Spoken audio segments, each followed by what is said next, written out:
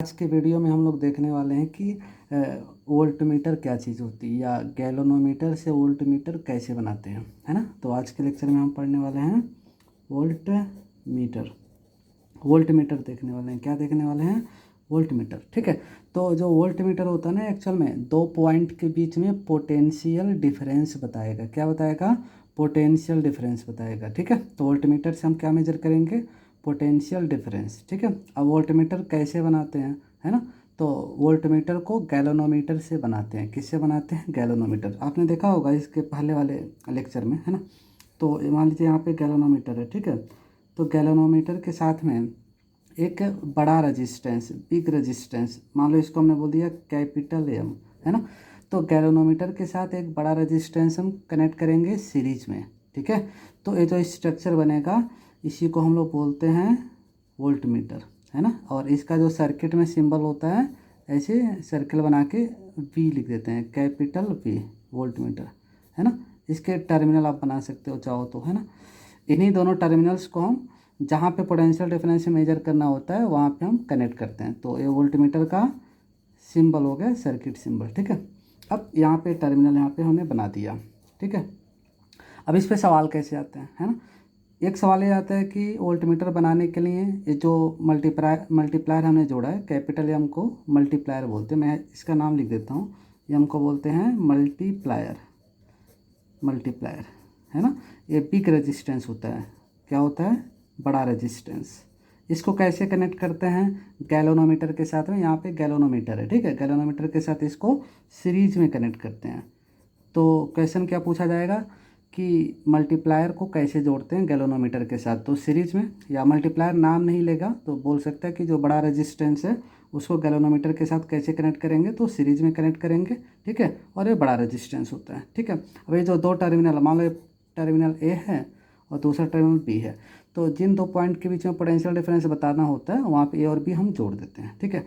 मान लो किसी ने बोला कि आप वोल्टमीटर बनाओ, तो हम कहेंगे कि वोल्टमीटर जो है वो कितना मैक्सिमम पोटेंशियल मेजर करना चाहिए, है ना, उसके हिसाब से हम बनाएंगे वोल्टमीटर।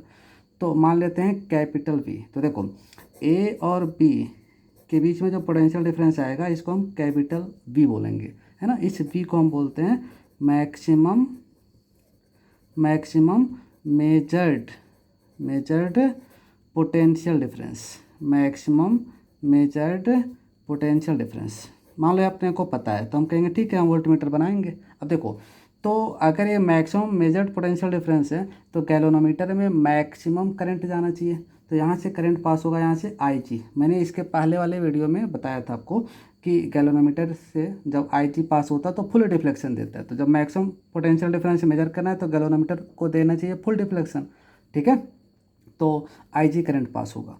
और हमने करंट इलेक्ट्रिसिटी वाले चैप्टर में देखा है कि करंट इंटर करता है तो हम इसको पॉजिटिव साइड बोलते हैं, और बाहर निकलेगा यहाँ से तो नेगेटिव। यहाँ पे भी इंटर करेगा तो पॉजिटिव, बाहर निकलेगा तो नेगेटिव। और गैलोनोमीटर का रेजिस्टेंस हम जी लिखेंगे, जी ओम। और यहाँ मल्टीप्लायर है कैपिटल एम, इसका रेजिस्टेंस है एम। अब ए से बी हम मूव करेंगे, ए से बी मूव करेंगे और पोटेंशियल इक्वेशन लिखेंगे। ठीक है। ए से बी मूव करके पोटेंशियल इक्वेशन लिखेंगे। चलो देखते हैं। ए से चलते हैं तो ए का पोटेंशियल, और मूव करते समय सेकेंड टर्मिनल हमें चूज़ करना है। तो ए से चलेंगे तो सेकेंड टर्मिनल नेगेटिव आएगा, ए से चलेंगे तो फर्स्ट पॉजिटिव है, सेकेंड नेगेटिव, तो नेगेटिव।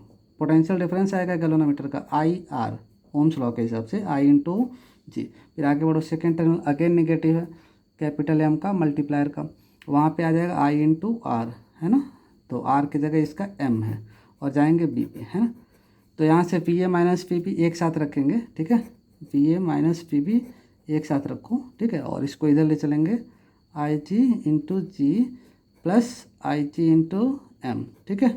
अब पी ए माइनस पी बी को हम कैपिटल बी लिखेंगे। यही तो मैक्सिमम पोटेंशियल डिफरेंस है जो हमें मेजर करना। ठीक है। आई G into G plus I G into M. यहाँ से एम निकालेंगे, इसको इधर लाएंगे और यहाँ से एम निकाल लेंगे। तो एम केवल आ जाएगा V by I G minus G, है ना। तो एम की वैल्यू आ चुका है यहाँ पे v divided by I G minus का जी। ठीक है।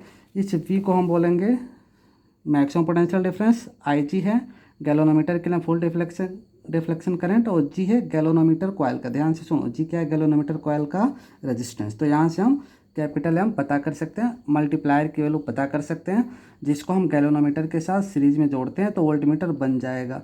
तो मल्टीप्लायर का ये फॉर्मूला याद रखो। कभी कभी नाम नहीं बोलेगा मल्टीप्लायर, किताबों में ज़्यादा लिखा नहीं है मल्टीप्लायर के बारे में, लेकिन कहेगा सीरीज वाला रेजिस्टेंस, गैल्वेनोमीटर के साथ जो सीरीज में बड़ा रेजिस्टेंस लगाते हैं उसको बताओ, तो यहाँ से आप यम बता देना, है ना।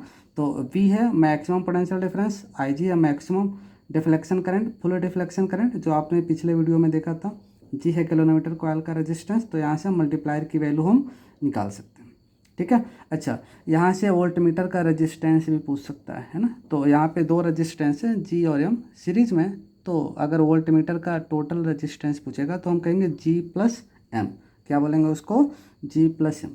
तो यहाँ पे हम नेक्स्ट पेज पे चलेंगे, आप वीडियो को पॉज करके आप ये नोट कर लेना, ठीक है। तो मल्टीप्लायर केवल हम यहाँ से निकाल लेंगे, V गिवन होगा, IG गिवन होगा, G गिवन होगा तो M निकल आएगा। कभी कभी M गिवन होगा, G गिवन होगा, IG गिवन होगा तो V निकालना पड़ेगा, कैपिटल V।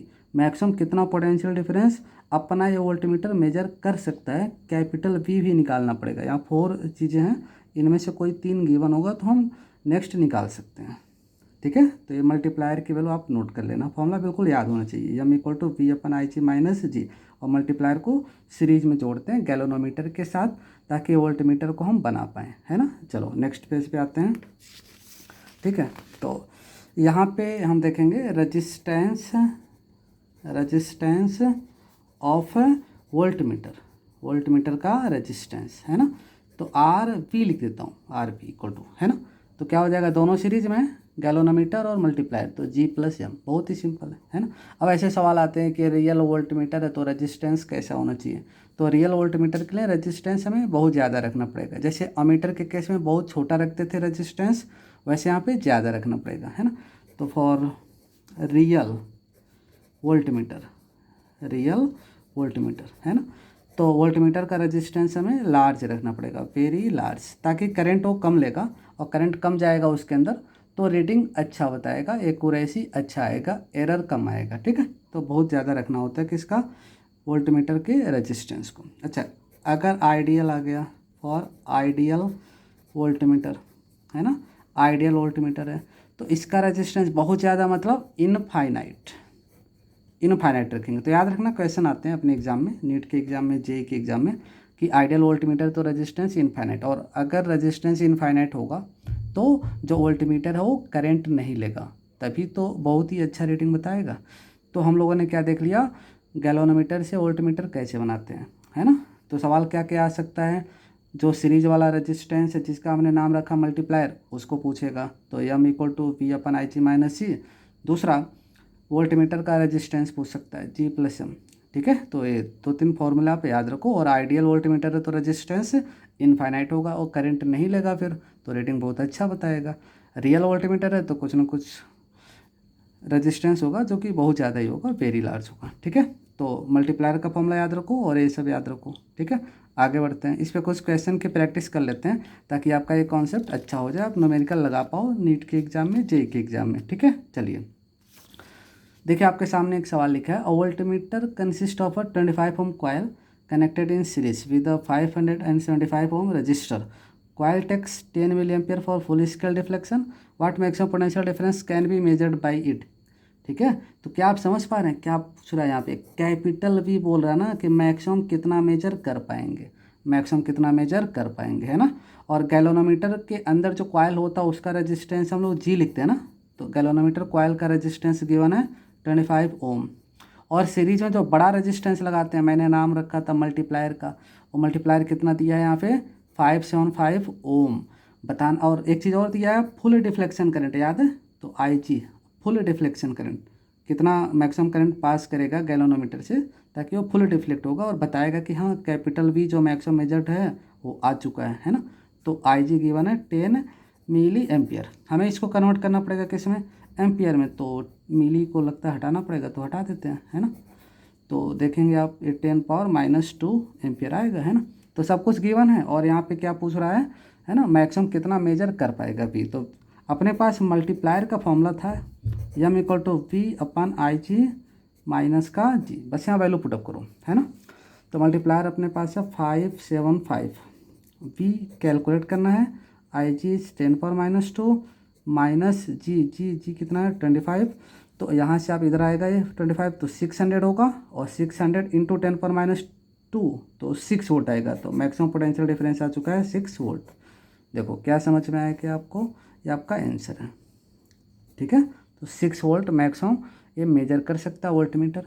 ठीक है, तो यहाँ पे आप देख सकते हैं जो हमने अभी इसके पहले जो फॉर्मूला डेराइव किया था मल्टीप्लायर वाला, वहाँ पे जो वैल्यू गिवन है उसको हमने पुट किया, और जो नहीं है वो हम यहाँ से कैलकुलेट कर सकते हैं इजीली, है ना। तो बहुत ही अच्छा सवाल है ये, अपने नीट के एग्ज़ाम में, जे के एग्ज़ाम में ऐसे सवाल आते हैं बार बार।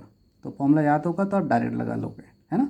चलो एक और एग्जाम्पल देख लेते हैं, थोड़ा और आपका कॉन्सेप्ट अच्छा हो जाए। रीडिंग निकालने वाले सवाल देखते हैं थोड़ा सा। ठीक है, तो देखिए क्वेश्चन पढ़िए सब लोग। अ वोल्टमीटर ऑफ रेजिस्टेंस 600 ओम। तो यहाँ पे एक वोल्टमीटर है, रेजिस्टेंस इसका 600 ओम। ठीक है, कनेक्टेड अक्रॉस द रेजिस्टेंस 300 ओम। तो 300 के टर्मिनल पे जोड़ा गया है। तो यहाँ जो पॉइंट है और जो यहाँ पॉइंट है, इसके बीच में जो पोटेंशियल आएगा ना, उसी को तो वोल्टमीटर बताएगा। यही तो दो टर्मिनल है ए और बी, याद करो ज़रा। तो इन दो पॉइंट के बीच में जो पोटेंशियल डिफरेंस आएगा उसको वोल्टमीटर अपना रीड करके बताएगा, वो रीडिंग बताने का है। ठीक है, आप सोचो ये आइडियल वोल्टमीटर है कि रियल वोल्टमीटर है। तो वोल्टमीटर का रेजिस्टेंस इनफाइनाइट नहीं है, इनफाइनाइट से कम है, 600 ओम है। तो यह है रियल। कैसा वोल्टमीटर है? रियल। अब सवाल है कि इसका रीडिंग बताओ। तो हम कहेंगे देखो, इन दो पॉइंट के बीच में अगर हम पोटेंशियल डिफरेंस मेजर कर लें किसी तरीके से, तो वही क्या हो जाएगा वोल्टमीटर की रीडिंग। अब मैं कहूँगा देखो 600 और 300 है ना, ये जो दोनों रेजिस्टेंस से कैसे कनेक्टेड है पैरेलल, तो इनको मिलाओ तो 600 इंटू 300 बाई 600 प्लस 300 तो आएगा 200। तो मैं कहूँगा देखो जो दोनों पॉइंट हमने दिखाया है इसके बीच में रेजिस्टेंस आ चुका है 200 ओम। ठीक है, और एक 200 ओम तो पहले से है अपना, है ना, इधर 200 ओम। अब ध्यान से देखो, बैटरी भी लगी है यहाँ पे, बैटरी का वोल्टेज कितना है चेक करो आप, है ना 20 वोल्ट। अच्छा ध्यान से देखो, ये दोनों रेजिस्टेंस देखो, ये जो दो पॉइंट है ना इनके बीच में पोटेंशियल हमें बताना है, वही रीडिंग होगा वोल्टमीटर का। दो पॉइंट देख रहे हो, ये यहाँ पे और यहाँ पे, है ना। तो यहाँ पे दोनों रेजिस्टेंस तो बराबर आ चुके हैं, तो बैटरी का जो वोल्टेज है इक्वली यहाँ डिवाइड हो जाएगा। 10 वोल्ट यहाँ पे आएगा और 10 वोल्ट यहाँ आएगा। बहुत ही सिंपल सवाल हो गया ये तो, है ना। 10 वोल्ट यहाँ आ गया। तो ये जो दो पॉइंट दिख रहे हैं यहाँ जहाँ वोल्टमीटर के दोनों टर्मिनल कनेक्ट हैं, है ना, इनके बीच में पोटेंशियल डिफरेंस कितना आ चुका है 10 वोल्ट, है ना। तो यहाँ पे रीडिंग ऑफ वोल्टमीटर, ये तो बहुत ही आसानी से आ गया। वोल्टमीटर इक्वल टू आ गया आपका 10 वोल्ट, है ना, क्योंकि दो टर्मिनल के बीच में पोटेंशियल डिफरेंस 10 आ रहा है, ये क्या हो जाएगा रीडिंग हो जाएगा। ठीक है, तो बहुत ही सिंपल सवाल था, हमने, है ना, यहाँ पे सॉल्व किया। अच्छा, यहाँ पे दोनों रेजिस्टेंस बराबर आ गए थे, तो बैटरी का जो वोल्टेज है सीरीज में हाफ हाफ डिवाइड हो गया। लेकिन अगर ये दो रेजिस्टेंस इक्वल नहीं आता, है ना, यहाँ कुछ और है यहाँ कुछ और है, ठीक है, फिर यहाँ का वोल्टेज निकालना है, तो हम, है ना, वो जो वोल्टेज का डिवीजन है उसका यूज करके हम आसानी से निकाल सकते हैं, है ना। चाहो तो मैं 1 मिनट में जल्दी से बता देता हूँ कि अगर ये रेजिस्टेंस बराबर नहीं होते फिर हम क्या करते हैं, है ना। तो देखो जैसे मान लो कि एक यहाँ पे रेजिस्टेंस आ गया और एक यहाँ आया, मान लो यहाँ पे R1 आ गया, यहाँ पे R2 आ गया। जैसे सेकंड वाला अपना वोल्टमीटर के प्लेस पे था, है ना, यहाँ पे मान लो कुछ नया आ गया, है ना, कुछ नया जो कि इससे डिफरेंट है। अब R2 के टर्मिनल पे वोल्टमीटर लगा है, तो R2 के अक्रॉस जो वोल्टेज आएगा उसी को अपना वोल्टमीटर बताएगा।